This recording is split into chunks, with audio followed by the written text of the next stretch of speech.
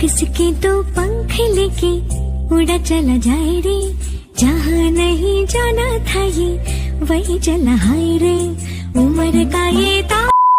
Hello everyone, welcome back to my channel NS world. এটা হচ্ছে আমাদের ট্রিপের দ্বিতীয় দিন আর শেষ দিন, দ্বিতীয় না তৃতীয় দিন। আজকে আমরা চলে যাব আমাদের বাড়ি। তার আগে এখন সকাল বাজে, ওরে বাবারে কি ব্যথা, সকাল এখন বাজে হচ্ছে 11:30। এখন যাচ্ছি আমরা ব্রেকফাস্ট করতে। আর আমরা কিন্তু ঘুম থেকে উঠেছি একটু আগেই, আর আমার পায়ের অবস্থা ভীষণই খারাপ, তোমাদের সঙ্গে শেয়ার করব একটু পরে। দাঁড়াও আগে আমরা নিচে যাই, খুব কষ্ট করে যাচ্ছি, আগে ধরে ধরে যাই, তারপরে আবার তোমাদের সঙ্গে শেয়ার করব। সত্যি কথা বলতে এই দুদিন যতটাই ভালো করে আমরা ঘুরেছি, কিন্তু এই শেষের দিন মানে আজকের শেষে আমাদের সঙ্গে এমন খারাপ কিছু একটা ঘটে যাবে। চলো আজকের এই ব্লগে তোমাদেরকে দেখাই। আমরা হঠাৎ করে আসলেও আমরা কিন্তু খুব ভালো করে ঘুরেছি, কোনো রকম কোনো সমস্যা আমাদের হয়নি। কিন্তু আজকে শেষে যাওয়ার সময় খুবই একটা বাজে অবস্থা হয়ে গেছিলো আমাদের। তো তার আগে দেখো, এখানে আমরা এখন নিচে এসেছি, একদম আমাদের হোটেলের সামনেই এখানে একটা রেস্টুরেন্ট ছিল, তো এখান থেকেই অর্ডার করেছি ডাল, চাওয়াল, আর এটা হচ্ছে মাশরুমের সবজি। আর দেখতেই পাচ্ছ আমরা ঠিক কতটা কাছে ছিলাম মন্দির থেকে, একদমই সামনে।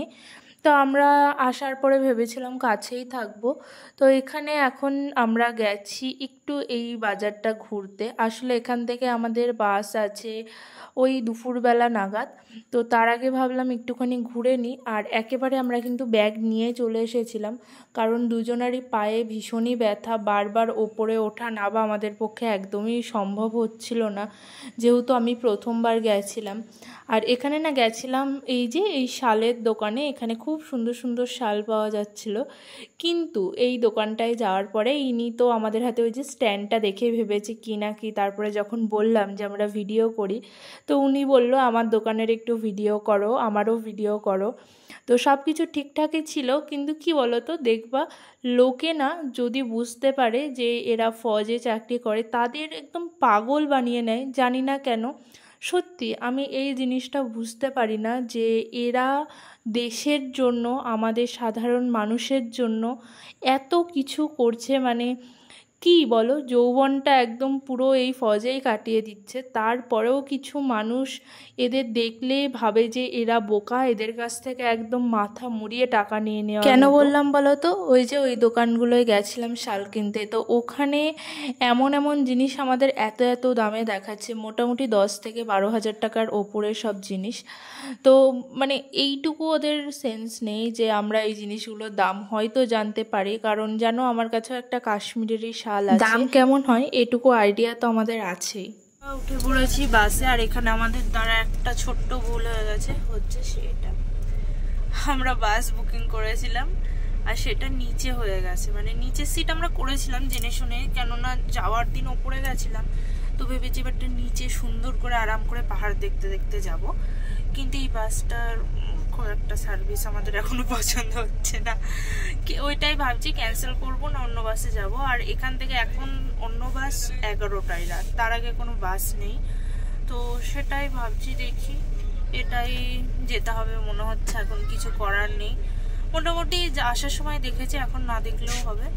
ঠিক আছে চলো, সব কিছু পারফেক্ট হয় না, কিছু কিছু ইমপারফেক্ট জিনিসও থাকে, তো সেটাই। এখন এই যে আমার বর সামনে বসে আছে, আমিও বসে আছি। আসলে আমাদের ওপরেরটা বুক করলে ভালো হতো, কিন্তু আমি না ভেবেছিলাম নিচেই যাব, কারণ ওপরে আসার সময় গেছিলাম। ঠিক আছে চলো দেখতে থাকো। এখন বাজে দুপুর 2টো, আমরা সকালে খেয়ে বেরিয়েছি 12টার সময়। তারপরে দেখো বাসে উঠে পড়েছি, আর এখানেও মানে কি বললামই তো, কিছু কিছু মানুষ সত্যি অদ্ভুত। আর দেখো আমরা এখন যাচ্ছি কাটরা ছেড়ে, এই যে ভগবানের ইচ্ছে থাকলে আবারও আসতে পারবো কোনো একদিন, চেষ্টা করব জীবনে আবারও একবার আসার। তো জানি না হবে কি না, দেখবা একটা জায়গা থেকে একবার ঘুরে আসার পরে না সেখানে খুব কমই সময় এমন হয় যে আবার যেতে পারি আমরা। আর এই যে বাসে উঠেছি, এবারটা এই কথা বলি যে কি হয়েছিল আমাদের সাথে। আসলে আমরা এই বাসটায় উঠেছিলাম বলতে পারো বাধ্য হয়ে, কারণ বাস এর পরে ছিল মোটামুটি রাত 11টার সময়, তার আগে কোনো রকম বাস এখান থেকে ছিল না। তো ওই জন্য আমরা এই বাসেই আসলাম। আর এই দেখো যেতে গিয়ে মানে এই কাটরা যেতে গিয়ে এখানে কিন্তু বড় বড় 3টে টানেল আছে, এত বড় বিশ্বাস করবে না তোমরা, অনেকক্ষণ আগে থেকে শুরু হয়েছে। আমি তো একদম মানে শেষে গিয়ে ভিডিও করলাম। এটা দেখো, এটা দেখলে হয়তো বুঝতে পারবে, এখন টানেলের ভেতর দিয়েই যাচ্ছি। যাওয়ার দিন কিন্তু তোমাদের দাদাভাই বুঝতে পারিনি, আমি দেখেছিলাম, কিন্তু এই যে এখন বাড়ি ফেরার পথে ও বুঝতে পেরে আমাকে বলছে দেখো কত বড় টানেল। তা আমি ওকে বললাম যে এমনই 3টে আছে পর পর, মানে একটুখানি এগিয়ে গিয়ে এই যে পাহাড় কেটে এর ভেতর দিয়ে টানেল করা। এর ভেতরে কিন্তু যেতে গেলে একটু রিস্ক আছে। কেন বলছি বলো তো, আমি না কিছু ভিডিও মানে মুভি দেখেছি, এক্সপ্লেনেশন যেগুলো হয়, তো সেখানে অনেকবার দেখেছি এমন টানেল ধসে পড়ার। যাই হোক, সেই সব কথা আর নাই বললাম। এইবারটা বলি আমাদের এই বাজে অভিজ্ঞতার কথা।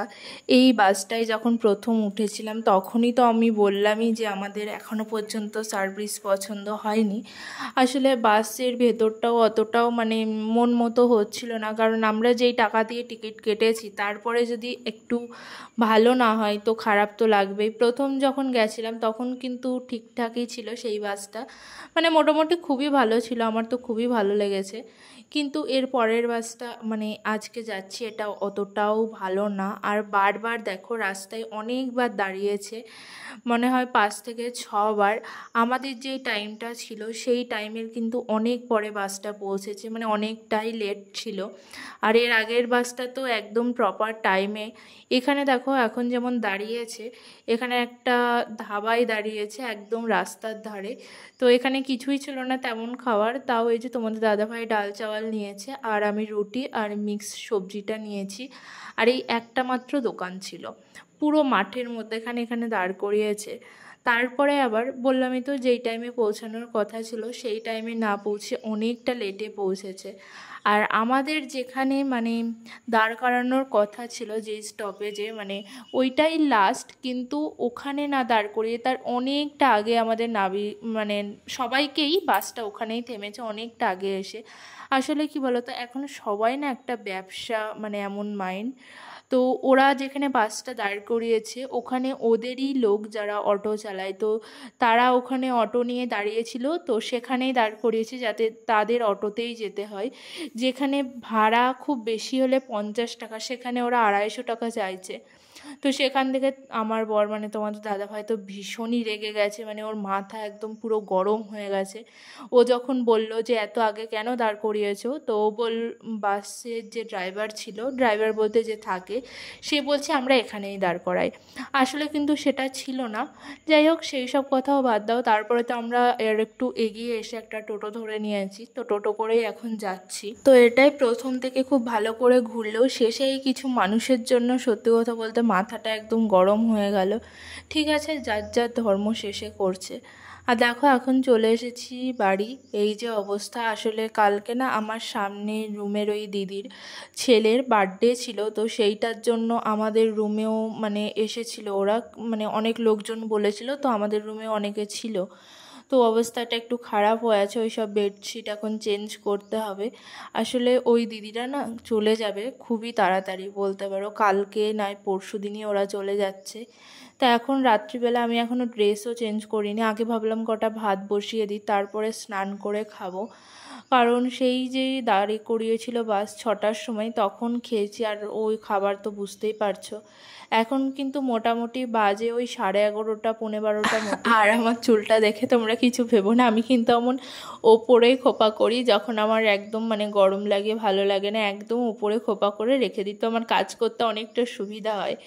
তো এখন দেখো ভাত বসিয়েছি আর বেগুন ভাজা কাটছি, বেশি বেগুন ভাজবো না, মানে বেশি কিছু না, ওই ভাত বেগুন ভাজা আলু সিদ্ধ আর ডিম ভাজা করব। ভীষণ সুন্দর খাবার, মানে এই টেস্টটা যে কি বলে বোঝাবো তোমাদের আমি বুঝতে পারছি না। এর থেকে মনে হয় ভালো আর কিচ্ছু হয় না পৃথিবীতে খাবার, যখন তুমি 2-3 দিন ধরে নিজের মনের মতো খাবার না পাও। আর আমার একটা অভ্যাস দেখো, একটুখানি কিছু কাটবো না কাটবো কতবার হাত ধুই, তোমরা এই জিনিসটা একটু খেয়াল করে দেখবা।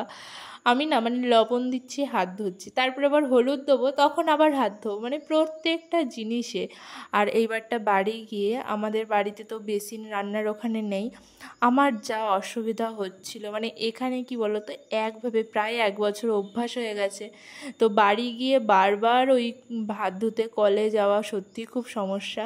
আর এই যে আমাদের অমৃত, ওপর থেকে একটু বেশি করে ঘি দিয়ে নিয়েছি। আর এই ভিডিওটা না আজকের না, এটা পরের দিনের ভিডিও। এই যে চুড়ি দেখতে পাচ্ছ, আর এই প্রসাদ ওখান থেকে আমরা নিয়ে এসেছিলাম, তো আমার সামনের ওই দিদি ওরা চলে যাচ্ছিল, তো ওদেরকে দিয়ে আসলাম। আর এই দুটো প্রসাদ ওপরে 2 দিদির জন্য, সবার জন্য আমি সেম চুড়ি নিয়ে এসেছি, দেখো একদম সেম চুড়ি সবার জন্য নিয়ে এসেছি। তো সবাইকে এখন দিয়ে আসি, ওপরে ওই দিদি নেওয়ার সময় একটু টেনশনে ছিলাম সবার হাতে হবে কিনা, কিন্তু একদম ঠিক হয়েছে। যাই হোক, আজকের এই ভিডিও এটুকুই, দেখা হবে এবার কাল, টাটা।